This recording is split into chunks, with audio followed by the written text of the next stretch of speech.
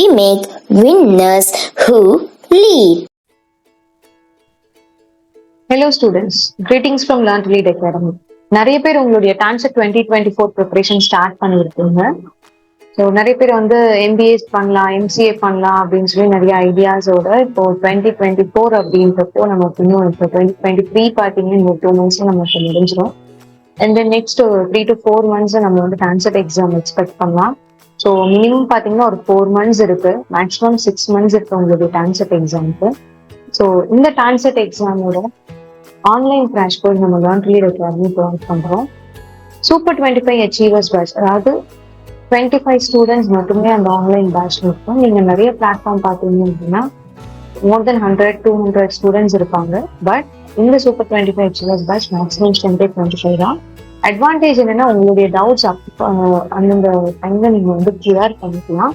And then உங்களுக்கு வந்து conceptual clarity இருக்கும் உங்களுக்கு எல்லா டாபிக்ஸ்லையும். இது எல்லாமே தான் அட்வான்டேஜ். ஸோ நியூ பேட்ச் வந்து பார்த்தீங்கன்னா November 1st ஸ்டார்ட் பண்ணுறோம். உங்களுக்கு இந்த பேட்ச் நீங்கள் ஜாயின் பண்ணுறப்போ first thing doubt clarification, easy access to the staffs, and then online test series, இது எல்லாமே நம்ம ப்ரொவைட் பண்ணுறோம். இந்த பேட்ச் நீங்கள் என்ரோல் பண்ணணும் அப்படின்னா கீழே டிஸ்கிரிப்ஷன் பாக்ஸில் ரெஜிஸ்ட்ரேஷன் லிங்க் கொடுத்துருக்கேன். அதுக்காக you can enrol. For direct admission you can contact 8870046080. நம்ம இப்போ இந்த வீடியோவில் பார்க்க போகிறது TANCET 2023 MBA question paper.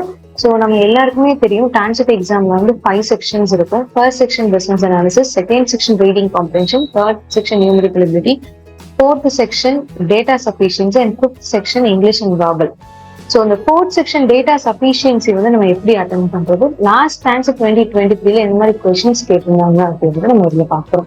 So யூஸ்வலா வந்து டேட்டா சஃபிஷியன்சி வந்து ரொம்ப ஈஸியா இருக்கும் TANCET எக்ஸாம் பொறுத்தளவுக்கு.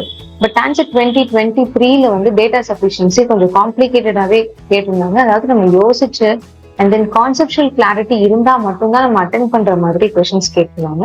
ஸோ அதோடைய மார்க் வைஸ் பாத்தீங்கன்னா அட்லீஸ்ட் அந்த கொஸ்டினுக்கு நம்ம எவ்வளவு டஃப்னஸ் மார்க் கொடுக்கலாம்னா ஒரு 85% வந்து அந்த டஃப்னஸ் மார்க் கொடுக்குற அளவுக்கு அவங்க வந்து அந்த கொஸ்டினை டிசைன் பண்ணிடுறாங்க. ஸோ TANCETல வந்து இதுதான் வந்து ஒரு பெரிய டிராபேக். எந்த செக்ஷன்ல அவங்க வந்து கொஸ்டினோட டஃப்னஸ் வந்து இன்க்ரீஸ் பண்ணுவாங்கன்னே தெரியாது. ஒவ்வொரு இயர் அது வந்து வேரி ஆகும்.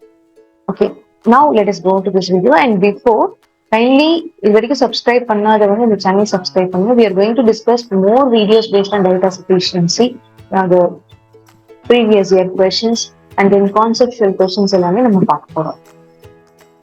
See the first question. In each of the following problem there is 1 and 2 statements given below the question. You have to decide whether the data given in the statement is sufficient to answer the question. Read all the statements carefully and find which of the statements are sufficient to answer the question.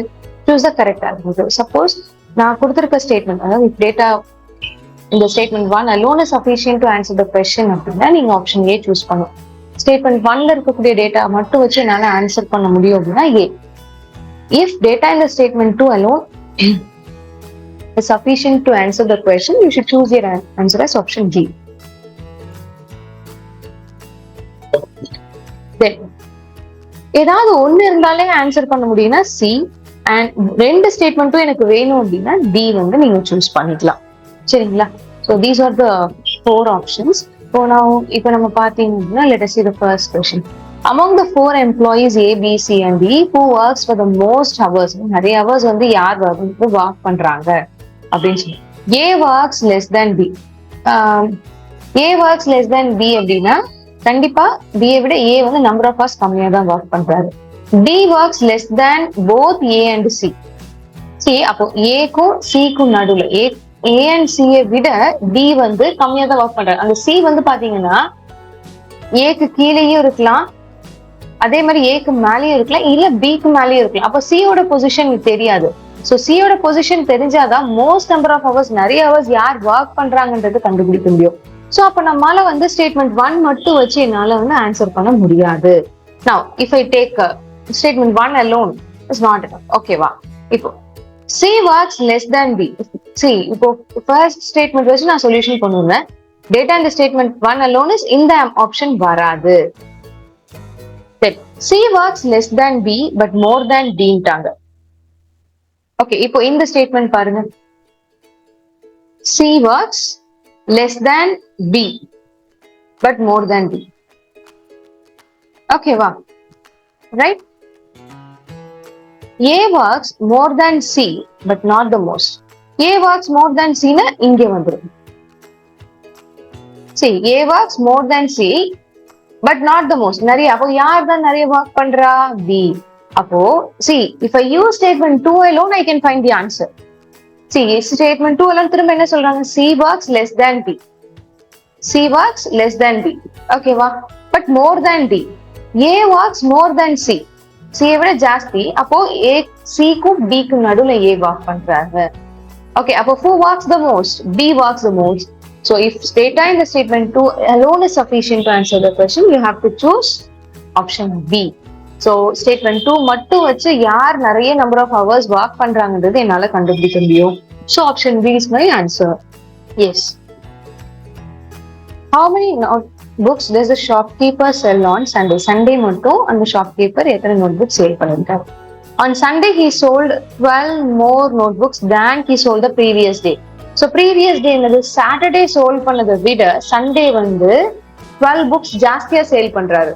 ஆனா Saturday எத்தனை books sale பண்ணாருன்றது நான் first data மட்டும் வச்சு கண்டுபிடிக்க முடியாது. So keep it as it is. He sold 28 notebooks each on Thursday and Saturday. அப்போ Thursday 28 and Saturday 28. இப்ப தெரிஞ்சுதா? அப்ப Saturday 28 na plus 12 Sunday 40 books. So if I combine both the statements, I'll get the answer. If data in both statement 1 and 2 get 2 together are necessary to answer the question.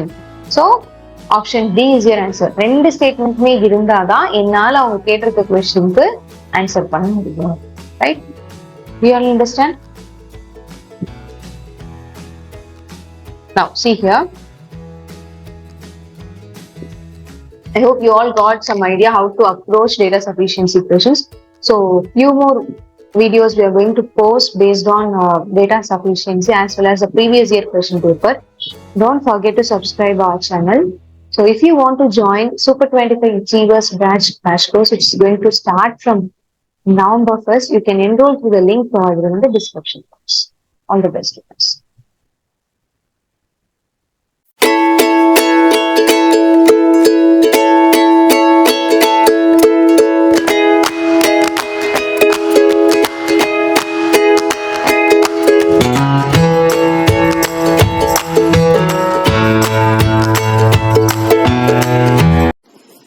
Learn to lead.